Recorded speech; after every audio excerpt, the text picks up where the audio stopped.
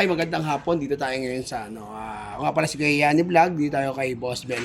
Tatanungin lang natin kung kamusta si Boss Mel sa nangyari kahapon, no? Aalamin natin ang sitwasyon niya. Dito tayo sa bahay niya, no? Tara, puntahan natin. Kamustahin natin. Ano ba yung talagang nangyari at kamusta na yung pakiramdam niya ngayon. Tara. Ito, yung bahay niya. Dito tayo dadaan eh. Ang badaanan. Dali tayo. Inyo.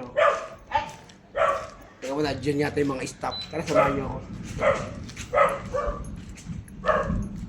Kasi Boss Mel, wala. Kaya,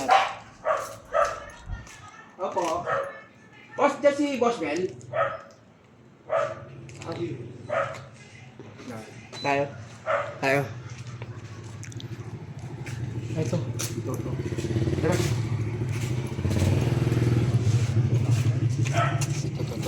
Opo. Ay, pasok to. Tara. Ay, hello po.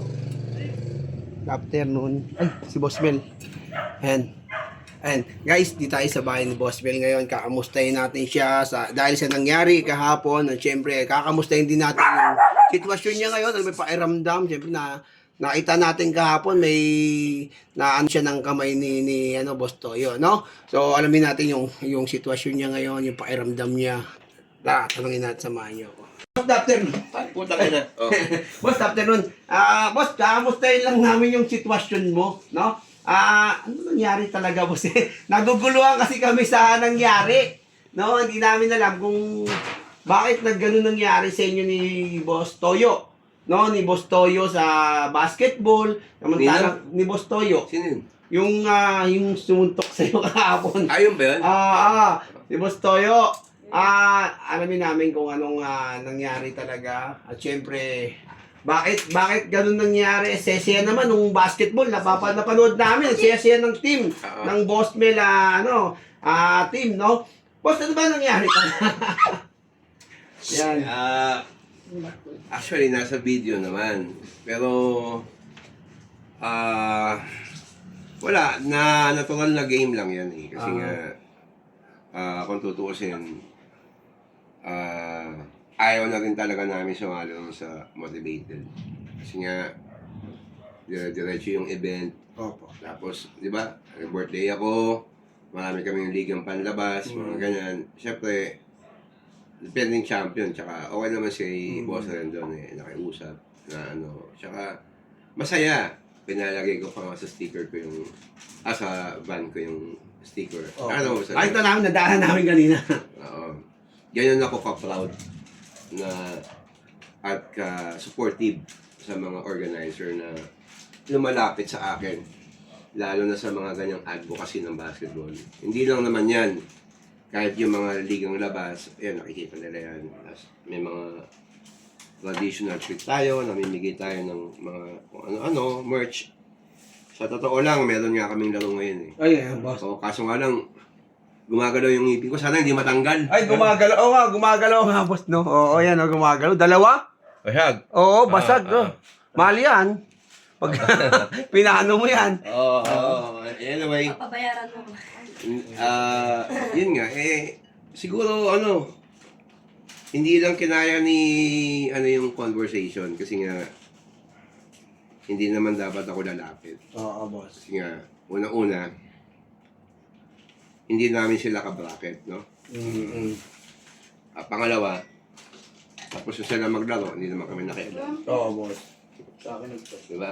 Ang hingi nila ron, okay lang. Wala namang silang narinig na anything bad reaction sa amin. Decente kami pumunta ron. Pinagpreparahan namin.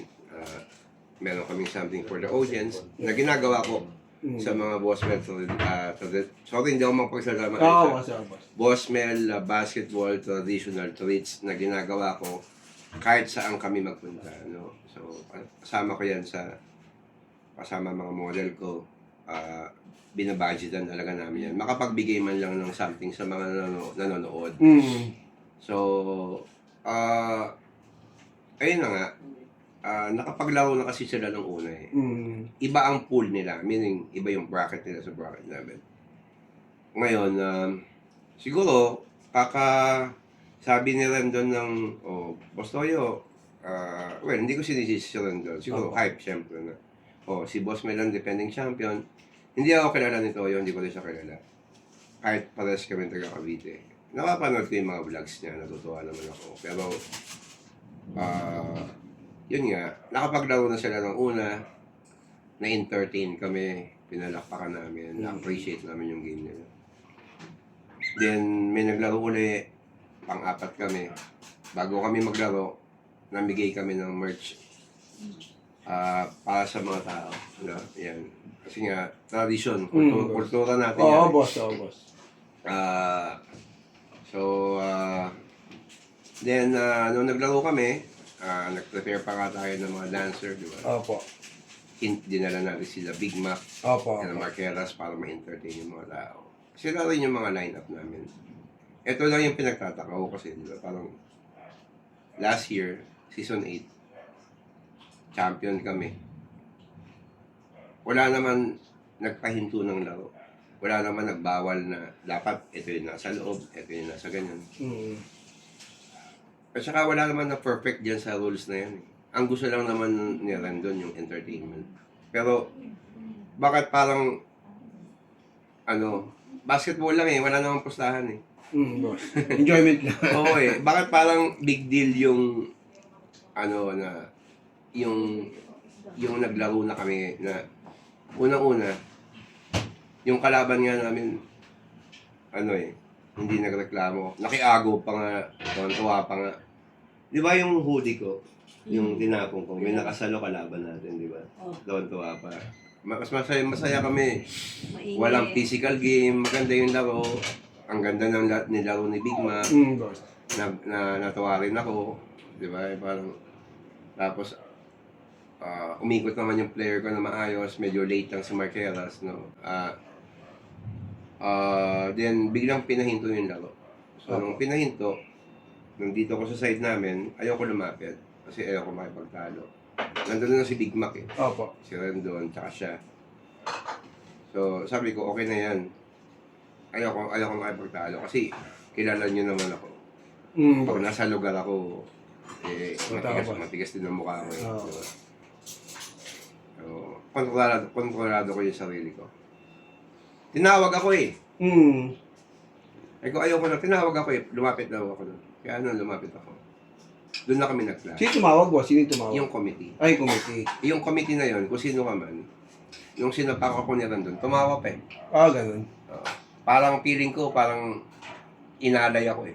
Pero ayaw ko lang doon, yung nakita ko sa video eh, nung sinapak ako, kahit yung ibang mga tao niya rin doon, nakangiti pa eh. So, hindi ko alam kung bakit. Pero anyway, siguro na-entertain lang sila doon sa pagkakasuntok sa akin. Baka yun yung interpretasyon nila. Wala na tayo magagawa doon. So anyway, yung duro-duro issue na yon na pinost niya, inunahan niya ako ng post. Okay. Nilirelease na niya yung story. Sinabi ni Boss Toyo, parang pinrubroke mo daw siya, na duro-duro mo raw siya. Hindi. Kasi nga, dinidiktahan niya ako, inaaso niya ako eh. Kung ano gagawin ko eh. Dapat nga si Rendon, doon pa lang. Nawat na niya. Pare, liga ko to. Anong ginagawa mo? Ang sabi ko, inulit lang naman natin yung line-up ko. Kami pa rin to. Okay. Pero nung unang liga, hindi naman ganun. Wala. Direct, champion nga kami. Okay. Wala naman nagbawal eh. Yun yung sinasabi ko. Bakit nung nandito ka, unang-una, hindi ka organizer. Anong pakialam mo? Si Boss Toyo yun. Oo. Ano sabi niya? Alam mo ang sabi niya? Ang sabi niya, boss? Wala ko last season eh. Ano ka, batas? Di sana, hindi na lang motivated ni Rendon yan. Motivated mo na lang. Hindi naman ikaw yung organizer. Doon pa lang, mali na. Boss. Siyempre ako, magre-react ako. Tapos, yung mga bitawan at choice of words niya, annoying. Tapos, yung duro-duro ko, nakawad yun, naaminin ko yun. Doon kanya nasuntok, boss. Pero siya, dumuro din siya.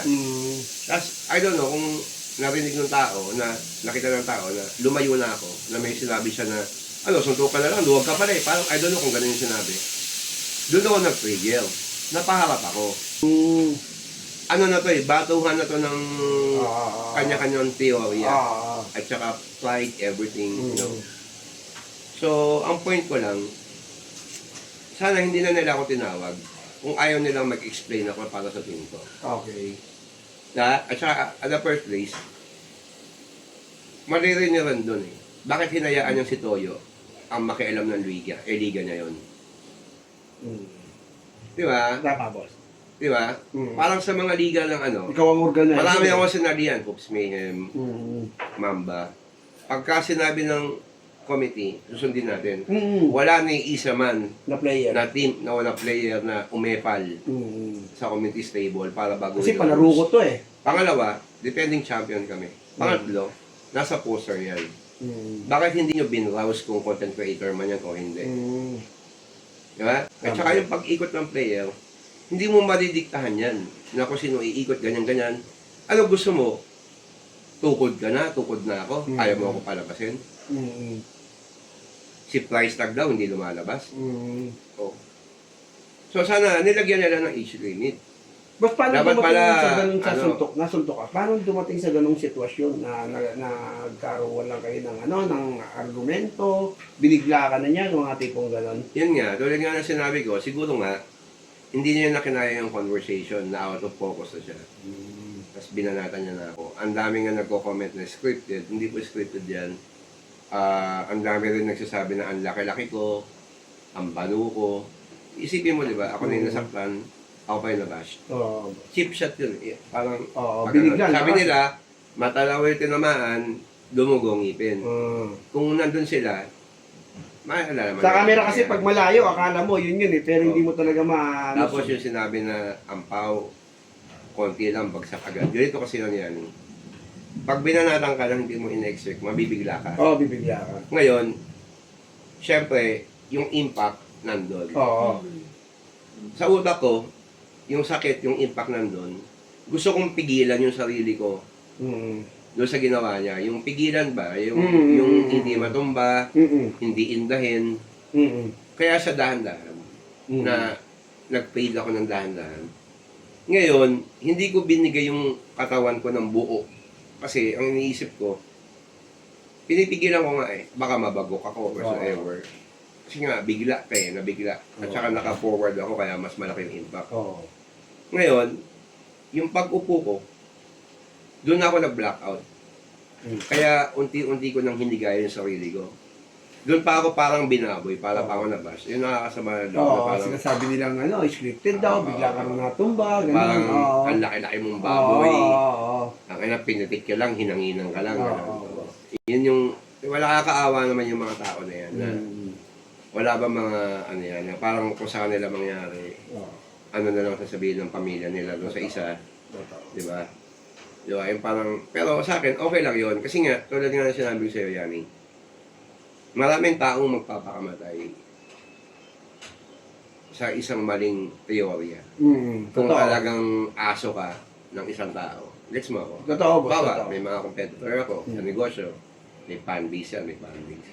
Kahit alam nilang mali na yung ginagawa ng mga big boss nila, ito-tolerate nila yan. Magpapakabobo yan, magpapakatanga yung mga yan. Totoo. Pero siyempre, nasa atin yung katotohanan. Totoo.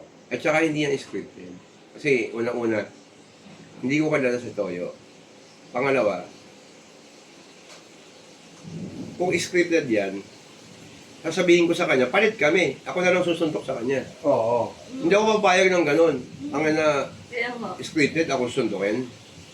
Diba? Diba? At saka hindi ko liliwanagin ko, hindi ko kailangan ng views. Totoo. Hindi ko kailangan ng pera sa views. Itong mga model ko, mga estudyante ko, gumagawa ng funny skit yan. Para pasayahin kayo. Nag-aaral yan, pinapasweldo ko yan, pinapatira ko sa bahay ko kasi mga broken family yan kaysa mapunta sa iba. Kaya kakasakala kasi nila, boss, na for the views, humihingi ka ng Hindi ko. simpatya doon sa may social media, hindi Ano? nila alam na Rani, 14 branches ka. 14 na yung branch Oo. ko. Wala ko ni isa man na Oo. kinapitan, wala akong financer, wala akong Totoo. franchise. Hindi ako humingi ng simpatya sa tao. Tinrabaho ko lahat kung anong meron ako. Oo. Though hindi kami perfect na company, Hmm. pero kinokorek ko lahat ng pagkakamali ng mga tao ko. Baka feeling nila doon sila nayabangan. Totoo, boss. Kung Tsaka, paano rin ako mag-flex ng produkto ko, totoo. At solo mo lang yon at wala kang sponsor. kung ikaw paano lang kami mismo. naging creative, Mm. paano kami mag-innovate, na siguro hindi kaya sabayan ng iba. Kaya ang dating ng mga tao sa amin mayabang. Totoo. Di ba? Pero in a competition way or in a competitive way, Totoo. dapat, instead of doing that, dapat, you have to be competitive. Sabayan mo na lang, di ba? Totoo. Pero, mabalik tayo sa insidente na yon, di ba? Parang, for me, shoutout nga pa rin sa mga, yung mga bumati, tumawag, Boss Gabriel Go, Hmm. lahat, Mario, kaya hindi ko na naman may-mention yung lahat ng mga tumawag sa akin. At, yung mga dumalaw na mga Grab rider, Hindi na, no? Mga mga mapasya. Grab, mga Lalamove, pumunta sa bahay ko, kanamusta ako, thank you. Sobrang na-touch ako. Kilala nila yung pag nagpapadeliver ako ng sapatos, mga kung ano-ano.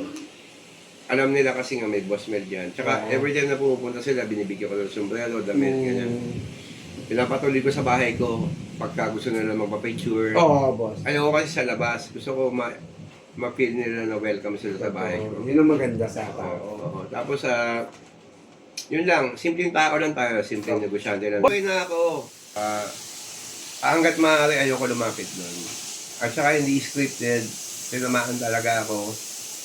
Maayos akong tao, guys. Maayos akong tao. Maliit na negosyante lang ako. Kung makikita niyo yung mga vlogs ko, ganun lang ako sa vlogs. I have to protect my brand. I have to be straightforward. Then, kasi maraming naninira, maraming ganyan. You have to be tough. Alam niyo yan. Alam ng mga negosyante yan. But in real life, marami naman magpapatotoo kung gaano kabuti akong tao. Kasi nga, iba ako kay Toyo. Magkaiba kami. Mabait din si Toyo, pero magkaiba kami ng pagkatao. Yo, thank you. Maraming salamat, boss. Ganun pa man, boss. Maraming salamat sa pagiging mabuting tao mo. Actually, marami kaming nag-alala sa'yo. Marami kaming nalungkot sa nangyari sa'yo. Kaya lahat kami napasugod. Oh, yan. Maraming salamat. Narinig natin si Boss Mel. Thank you. Boss, thank you, boss. Let's go!